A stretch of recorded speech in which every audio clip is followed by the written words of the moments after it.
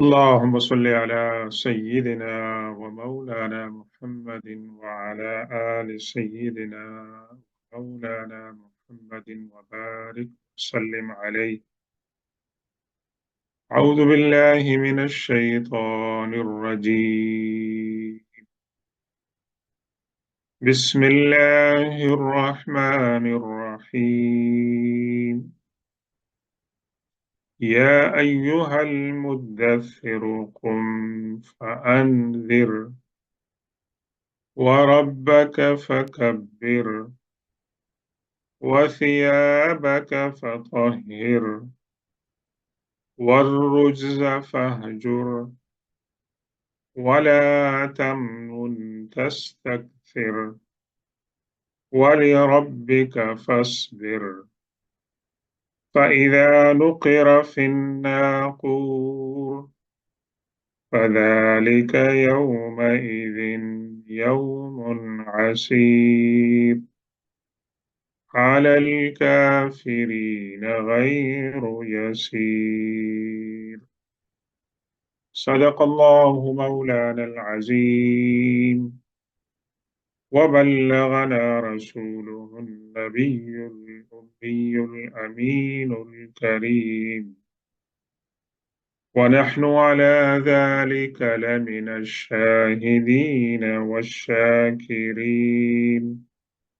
والحمد لله رب العالمين. السلام علیکم ورحمۃ اللہ تعالی وبرکاتہ۔ آج سے اللہ تبارک و تعالیٰ کی مہربانی سے ہم سورۃ المدثر، جس کا نام 74 ہے، اس کی تفسیر اور بیک گراؤنڈ کے بارے میں اور اس کے اندر جو مضامین ہیں ان کے بارے میں بات کریں گے۔ پہلی بات یہ ہے کہ سورہ المزمل جو 73 تھی، اس سے پہلے کی جو صورت ہے اس کی طرح یہ صورت بھی مکمل طور پر مکی صورت ہے، اور حضور پاک صلی اللہ علیہ وسلم کی جو وحی کی تاریخ ہے اور نبوت اور تبلیغ کی، اس کی ابتدائی صورتوں میں سے ایک صورت ہے۔ اور سورہ مزمل کی طرح یہ صورت بھی سیرت نبی کو جاننے کا اور اسلام کی جو دعوت تھی اس کو جاننے کا ایک بہت بڑا ذریعہ اور مصدر ہے۔ دونوں صورتوں کے اندر کچھ کامن باتیں ہیں۔ مثال کے طور پر سورہ المزمل کو اللہ تعالیٰ نے خطاب فرمایا، اللہ کے رسول صلی اللہ علیہ وسلم کو ایک ٹائٹل دیا، مزمل، کپڑے پہننے والے، اپنے آپ کو لپیٹنے والے، اور یہ شفقت اور محبت کا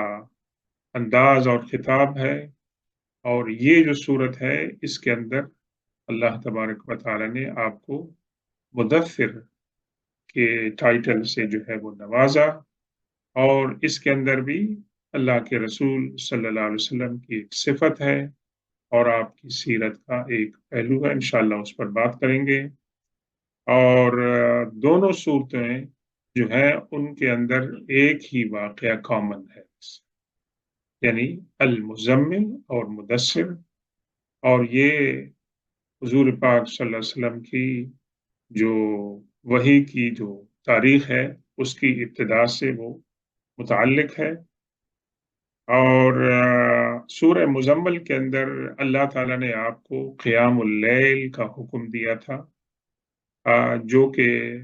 آپ کی ذات سے متعلق تھا، اور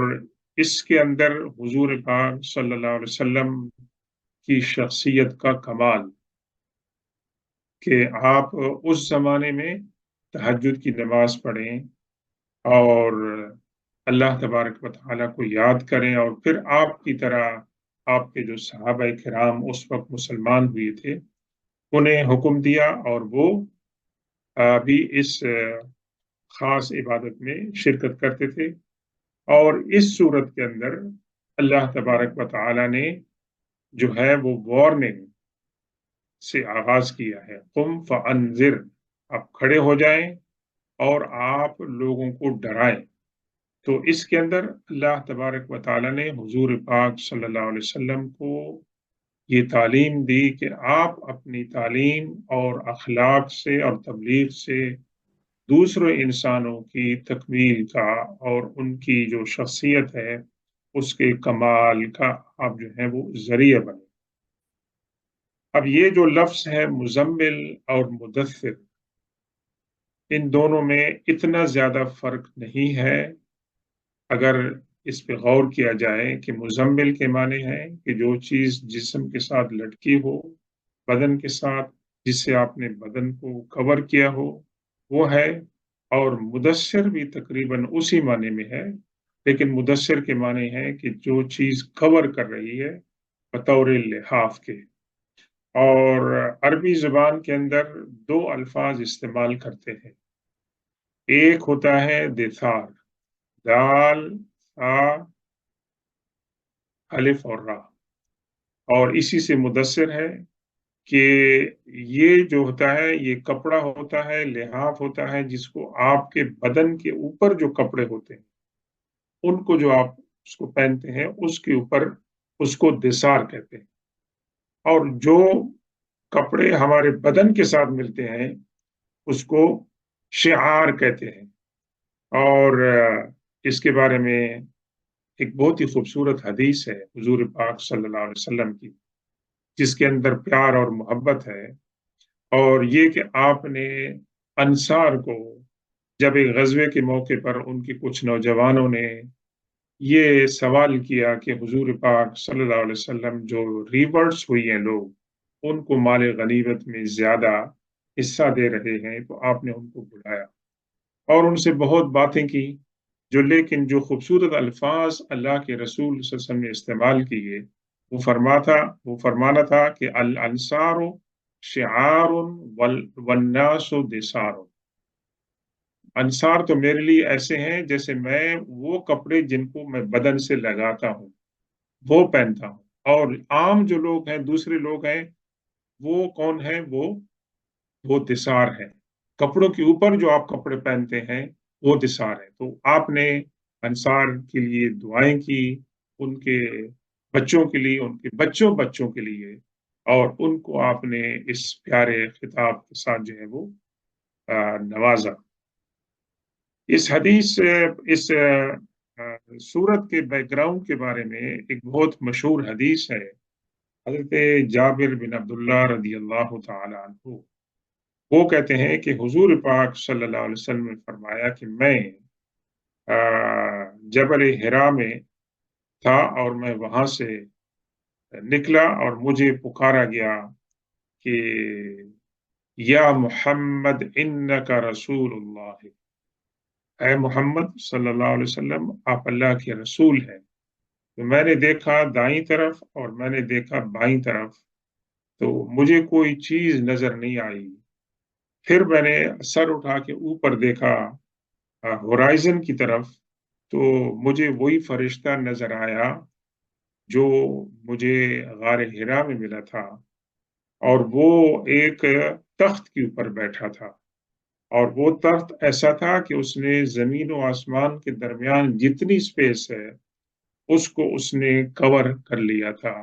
اور مجھے جو ہے وہ گھبراہٹ محسوس ہوئی، اور میں اپنی وائف حضرت خدیجہ رضی اللہ تعالی عنہ کی طرف لوٹا اور ان سے میں نے کہا دثرونی دثرونی وصبوا علی ماء باردا،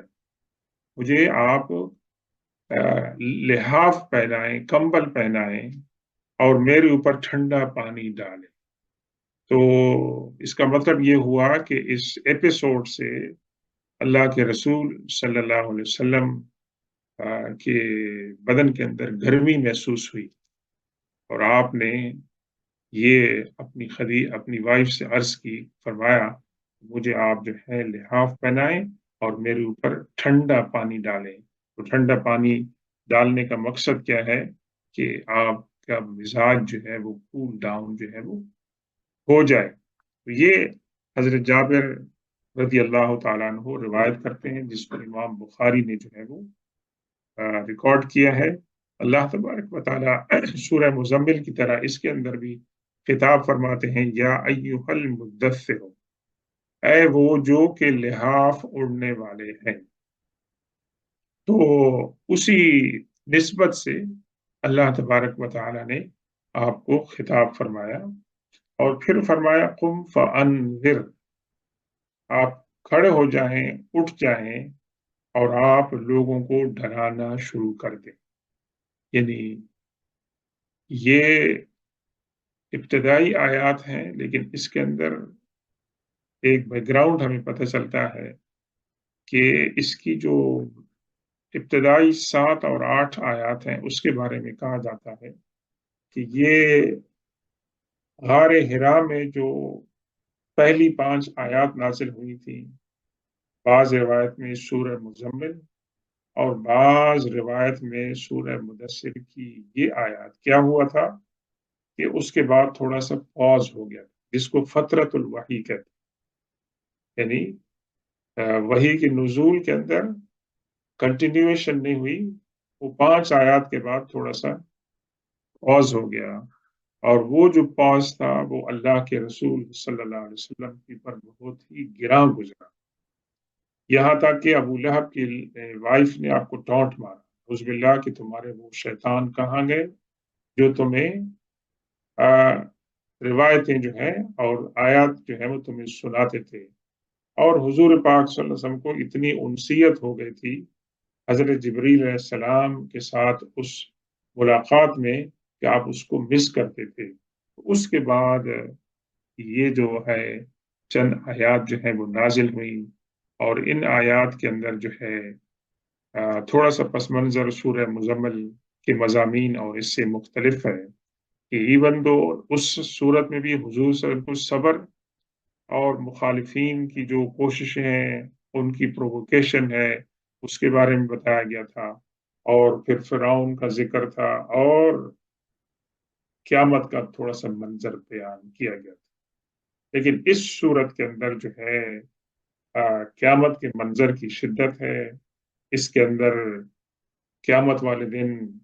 जो लोग जन्नती होंगे और जो जहन्नमी होंगे, उनके दरमियान एक डायलॉग है, वो हमें बताया गया है और इसके अंदर मज़ीद बताया गया है कि क्यों कर एक इंसान जो अपनी कौम का समझदार तरीन इंसान समझा जाता था और बावजूद इसके कि उसके दिल में यकीन हो गया कि हुजूर पाक सल्लल्लाहु अलैहि वसल्लम का जो कलाम है, आपकी जो रिसालत है, वो सही है। लेकिन दुनियावी जो मफादात हैं और दुनिया का जो डर है और लालच है कि लोग क्या कहेंगे, उसकी वजह से वो बजाय इसके कि आपकी नबूवत का इकरार करता, उसने आपके खिलाफ बातें की। तो ये आयत जो है उसके बाद उसके ऊपर जो है वो दलालत करती है। कुम फ़अन्ज़िर, इसका मतलब ये है कि आप अब एलानिया अपनी तबलीग करें। और इसके बाद वाक़या के बाद जब हज का मौका आया कुछ महीनों के बाद, तो हुज़ूर पाक सल्लल्लाहु अलैहि वसल्लम ने ये पैटर्न बना लिया था कि आप हज के मौके पर बाहर से जो लोग आते थे, उनसे मुलाकात करते और उनको आप दावत देते थे। और हम इसमें ये भी देखेंगे कि कुरैश मक्का ने किस तरह काउंटर करने की कोशिश की, अल्लाह के रसूल सल्लल्लाहु अलैहि वसल्लम की इन कोशिश को। फिर अल्लाह ताला आपसे फरमाता है कि वरब्बक फकब्बिर, और आप अपने रब की बुजुर्गी जो है और उसकी बड़ाई को बयान करें। अल्लाहु अकबर, ये एक सबसे बड़ा नारा है जो मुसलमान के जब कहते हैं अल्लाहु अकबर, उसका मतलब ये है कि हम कुछ भी नहीं है, अल्लाह ही सब कुछ है। तो हुजूर पाक सल्लल्लाहु अलैहि वसल्लम को अल्लाह ताला तलकीन फरमा रहे हैं कि अल्लाह की बड़ाई को बयान करने का मकसद क्या है कि आप लोगों के अंदर अल्लाह तबारक व तआला का जो अकीदा है, तौहीद का है और उसकी जो कुदरत का है, उसका आप लोगों के अंदर जो है प्रचार करें और उसकी तलकीन करें और लोगों को उसके बारे में कायल करने की कोशिश करें। वसियाबक फतहिर, और अपने कपड़ों को आप जो है ना पाक और साफ रखें। इन आयात में मकसद ये नहीं है नाउज़ुबिल्लाह किसी को ये गुमान हो जाए کہ آپ اللہ تبارک و تعالیٰ کی بڑائی نہیں کرتے تھے، یا آپ کا لباس جو تھا وہ پاکیزہ نہیں تھا۔ اس سے مراد یہ نہیں لینی چاہیے، کبھی بھی نہیں لینی چاہیے، بلکہ اللہ تبارک و تعالیٰ اس کے بعد سے آیت نمبر 7 تک جو ہے، ہر ایک آیت کے اندر مخصوص اخلاقی صفات کی تعلیم اور تربیت دے رہے ہیں حضور پاک صلی اللہ علیہ وسلم کو، اور وہ اخلاق کی صفات کہ جو اس ماحول کے لحاظ سے اللہ کی ڈسکشن میں وہ مناسب تھی کہ حضور پاک صلی اللہ علیہ وسلم کو ان کے ساتھ ایکوپ کیا جائے، تاکہ آپ تبلیغ کے اس کٹھن مرحلے کے اندر جو ہے آپ جو ہے استقامت کے ساتھ اپنی تبلیغ جو ہے وہ کرتے رہیں۔ اور آپ نے سنا ہوگا ہمارے ہاں اردو میں ایک لفظ استعمال ہوتا ہے، پاک دامن۔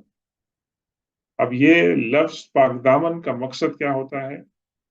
عصمت کے بارے میں، لیکن یہ دامن تو لباس کے ساتھ تعلق رکھتا ہے۔ اس لیے جب حضرت عبداللہ بن عباس رضی اللہ تعالیٰ عنہ سے اس آیت کی تفسیر پوچھی گئی کہ اللہ تعالیٰ نے حضور صلی اللہ علیہ وسلم کو فرمایا ہے کہ وَثِيَابَكَ فَطَهِّرْ، اپنے کپڑوں کو جو ہے پاک رکھیں، تو انہوں نے فرمایا حضرت عبداللہ بن عباس کے اس سے مراد یہ ہے کہ آپ جب لباس تن کریں تو آپ کا لباس تو پاک و صاف ہو، لیکن اس لباس کو جب آپ تن کریں تو اس لباس پاک صاف کو تن کرنے کے بعد آپ سے کوئی گناہ سرزد نہیں ہونا چاہیے، اور آپ سے کسی کے ساتھ دھوکہ نہیں ہونا چاہیے، اور آپ کے اندر امانت ہونی چاہیے۔ پھر حضرت عبداللہ بن عباس رضی اللہ تعالیٰ عنہ ایک مشہور عربی شاعر غیلان بن سلمہ الثقفی کا یہ شعر جو ہے وہ کوٹ کرتے ہیں اس معنی کی اپلیکیشن کے لیے۔ کیا کہا کہ فَإِنِّي بِحَمْدِ اللَّهِ لَا ثَوْبَ فَاجِرٍ لَبِسْتُ وَلَا غَدْرَةً أَتَقَنَّعُ، کہ اللہ تبارک و تعالیٰ کا شکر ہے کہ میں نے گناہوں کا لباس نہیں پہنا، یعنی میں نے لباس پہننے کے گناہ میں نے نہیں کیے، میری زندگی ایسی گزری ہے، اور نہ ہی میں نے لوگوں کو جو ہے وہ دھوکہ دیا ہے۔ اور عربوں کے اندر یہ بات مشہور ہے کہ اگر کوئی انسان دھوکہ دیتا ہے، وعدہ خلافی کرتا ہے، اور تو اس کو کہتے ہیں انہو لدنس الثیاب، یہ جو انسان ہے یہ غیر پاکیزہ کپڑے اس نے پہنے، اس نے جو کپڑے پہنے ہیں ان کے اندر طہارت نہیں ہے۔ اور جب انسان وعدہ وفا کرتا ہے اور سچ بولتا ہے اس کو کہتے ہیں کہ انہو لطاہر الثوب، یہ اس کے کپڑے جو ہیں وہ پاک ہیں اور صاف ہیں، جس طرح ہم اردو میں استعمال کرتے ہیں کہ پاک دامن ہے ویسے۔ اور اس لیے حکم کیا دیا گیا شریعت کے اندر کہ ہمارے کپڑوں میں اگر کوئی نجاست آ جائے تو اس نجاست کو جو ہے ہم نے دھونا ہے ویسے۔ تو یہ ہماری فقہ کا اور شریعت کا جو ہے وہ اصول ہے۔ وَالرُّجْزَ فَاهْجُرْ، رجز کہتے ہیں گناہ کو، اور بعض روایات میں رجز سے مراد ہے بت پرستی۔ فہجر کے معنی ہے آپ اس کو چھوڑ دیں، ہجرت جس کے کہتے ہیں، آپ اسے اپنے کنارہ کشی کر لیں۔ وَلَا تَمْنُن تَسْتَكْثِرْ، اب یہ ہے کہ پہلی 3 آیات کے اندر اللہ تعالیٰ نے حکم دیا ہے، کمانڈمنٹ ہے کرنے کا، اور بعد میں اللہ تبارک و تعالیٰ حکم دے رہے ہیں نہیں کا، تو یہ بھی ساری تعلیم کا طریقہ ہے۔ وَلَا تَمْنُن تَسْتَكْثِرْ، اور آپ جو ہیں لوگوں کو اگر کچھ دیتے ہیں تو اس کا احسان نہ جتلائیں، اور تستکثر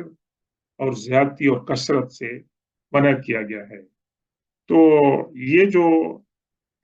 اس کے بعد کا ولی ربی کا فصبر، اور آپ اللہ تبارک و تعالیٰ کی طرح کی خاطر جو ہے صبر جو ہے وہ اختیار کریں۔ تو انبیاء کرام اور انبیاء کرام کے مشن پر چلنے والے لوگ جو خالص اللہ کی رضا کی خاطر دین کا پیغام جب وہ پھیلاتے ہیں تو ان کو دو بڑی مشکلات پیش آتی ہیں۔ ایک تو ہے کہ ان کے اندر یہ غرور اور تکبر اور اپنی گریٹنس کا جو ہے یہ وہم پھیل جائے کہ اللہ نے مجھے چنا ہے کہ میں دعوت کا کام کروں، میری تو بڑی عظمت ہے، اللہ کے ہاں میری بڑی جو ہے وہ پوزیشن ہے۔ اور دوسرا یہ ہے کہ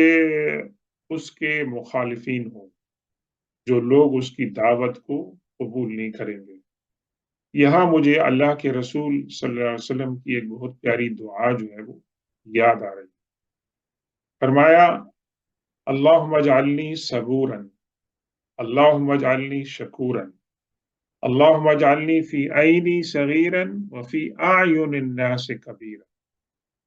آپ یاد کریں، یہ دعا مانگا کریں، اللہم اجعلنی صبورا، اللہ تعالیٰ تو مجھے صبر کرنے والا، اور اس کے بعد فرمایا علم اجعلنی شکورا،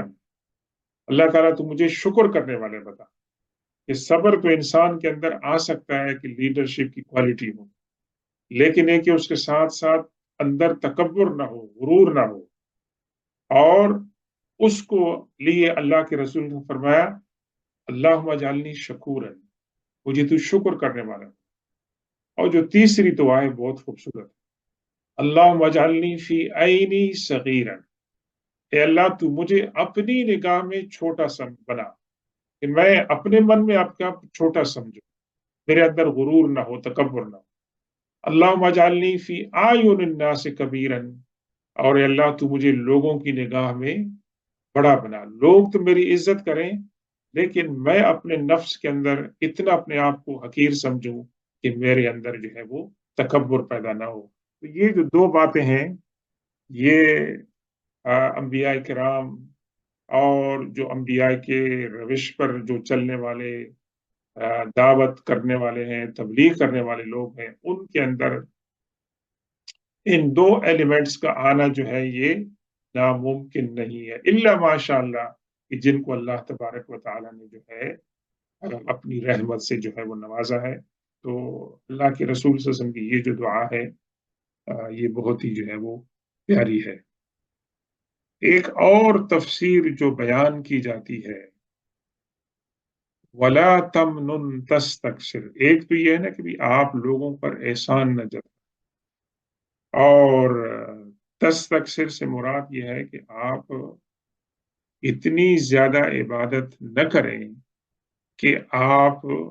کے لیے جو ہے وہ کام مشکل ہو جائے۔ اور ایک دوسری روایت کیا ہے کہ آپ کو جو عمل آپ کر رہے ہیں اس کو آپ اللہ تبارک و تعالیٰ کا احسان سمجھیں، اور اس احسان کے بدلے میں آپ لوگوں کو جو ہے وہ حقیر نہ سمجھیں۔ اور تستکثر کا معنی ایک یہ بھی ہے کہ اللہ کے رسول صلی اللہ علیہ وسلم جو ہے وہ لوگوں کے ساتھ حسن سلوک کے ساتھ جو ہے وہ پیش آئے۔ اس موقع پر یہ حدیث پاک بھی بیان کی جاتی ہے کہ اللہ کے رسول صلی اللہ علیہ وسلم نے فرمایا، اللہ کی نعمتوں کا ذکر کرتی ہوئی کہ میرے لیے کیسے یہ بات ممکن ہے کہ میں اللہ کی نعمتوں کو انجوائے کروں، اور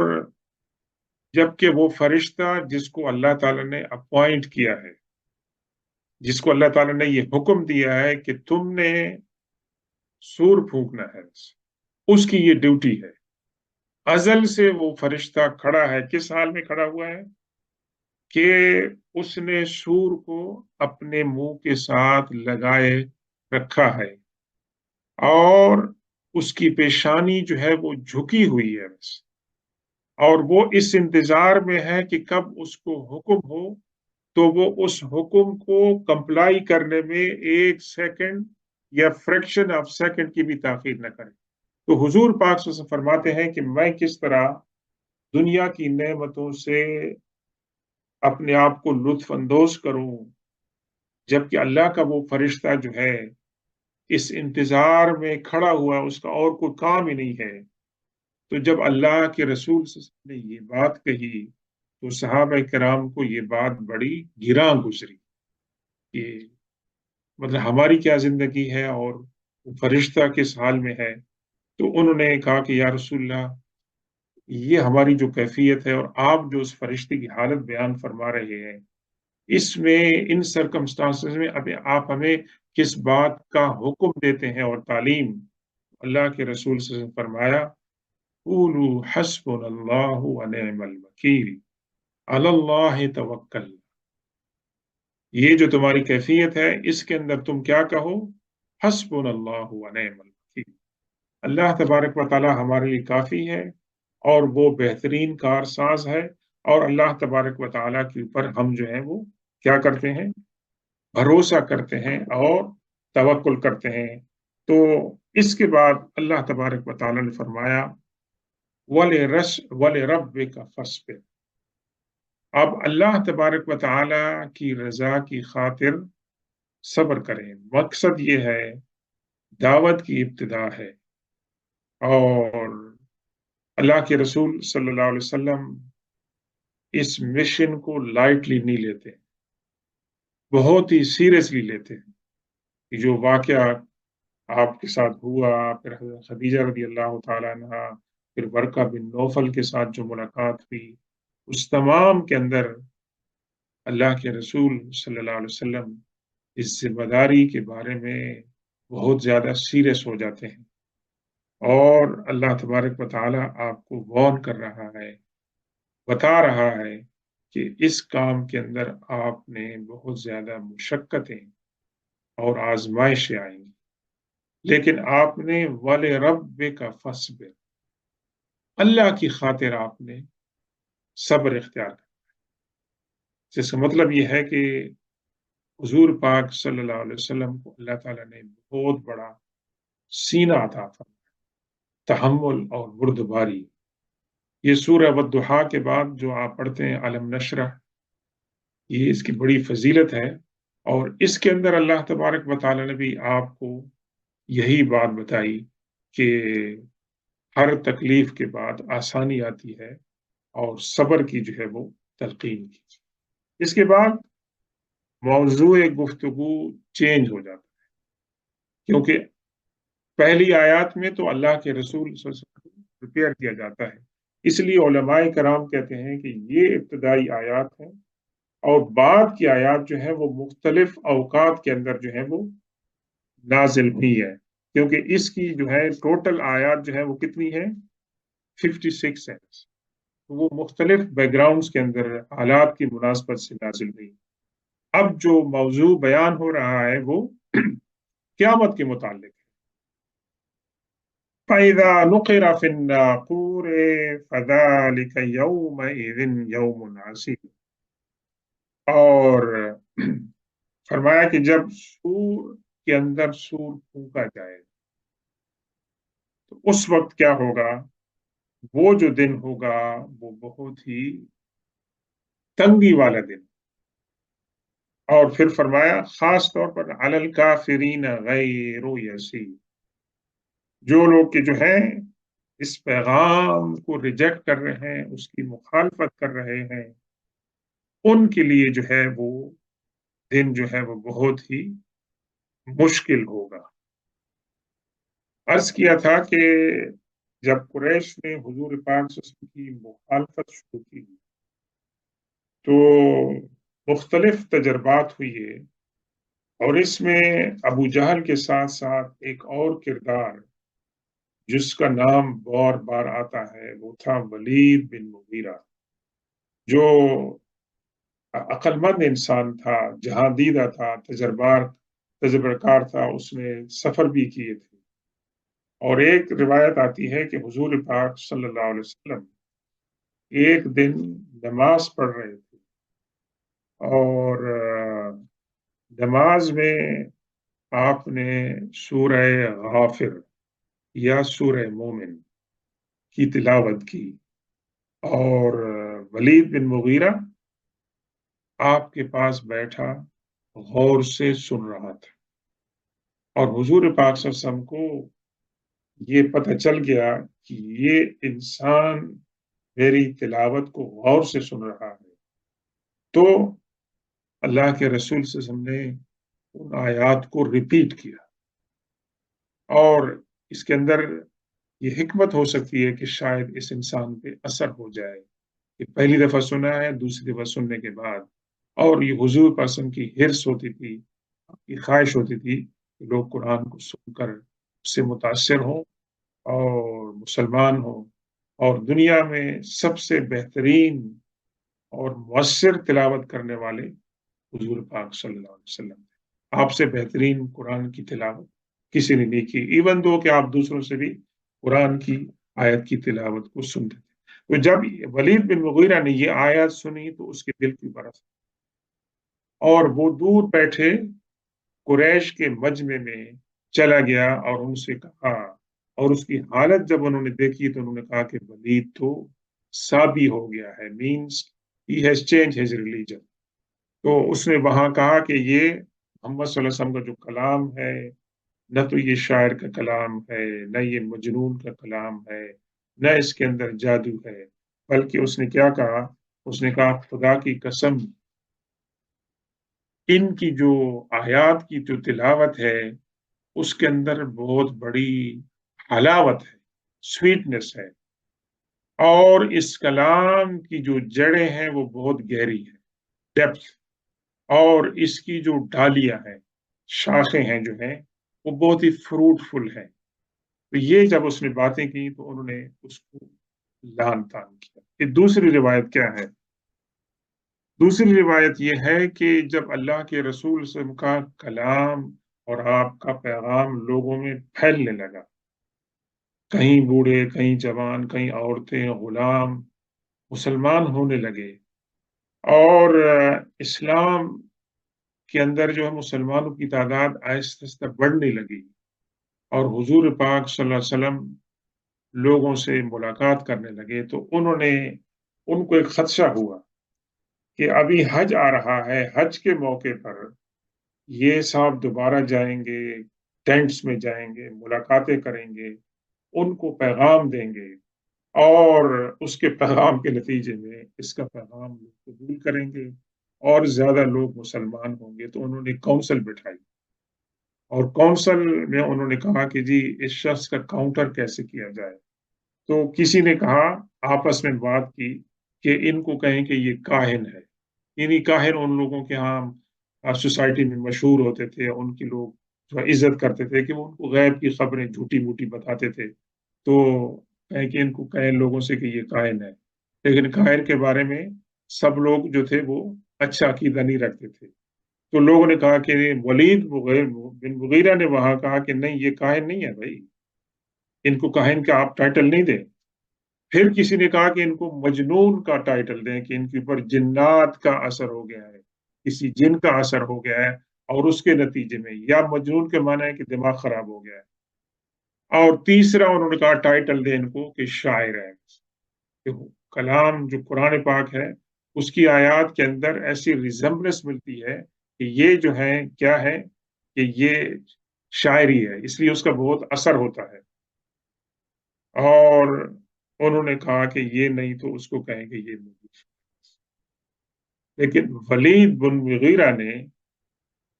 یہ تمام باتیں ریجیکٹ کر دی، انہوں نے کہا کہ بھئی یہ جو چیز ہے نا یہ ان کی اپلائی نہیں ہوتی ہے۔ تو پھر ابو جہل نے جو ہے اس کو بہت برا کہا، بہت برا کہا،